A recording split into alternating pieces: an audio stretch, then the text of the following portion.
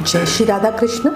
सावन माह की पुत्रदा एकादशी का व्रत 5 अगस्त 2025 दिन मंगलवार को रखा जाएगा और इसका पारण किया जाएगा 6 अगस्त दिन बुधवार को। अब सवाल है कि व्रत खोलने का सही समय क्या है, तो सुनिए, तो ध्यान से सुनिए।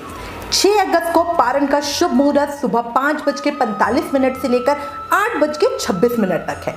इस बीच अपने व्रत को खोलना बहुत पुण्यदायी और नियम के अनुसार माना गया है। इस दिन द्वादशी तिथि दोपहर में 2:08 तक रहेगी और उसके बाद त्रयोदशी तिथि शुरू हो जाएगी। हिंदू शास्त्रों के अनुसार व्रत का पारण हमेशा द्वादशी तिथि के भीतर ही करना चाहिए। अगर आपने संतान सुख, संतान की लंबी उम्र या अच्छे स्वास्थ्य की कामना से ये व्रत रखा है तो पारण के समय को नजरअंदाज ना करें।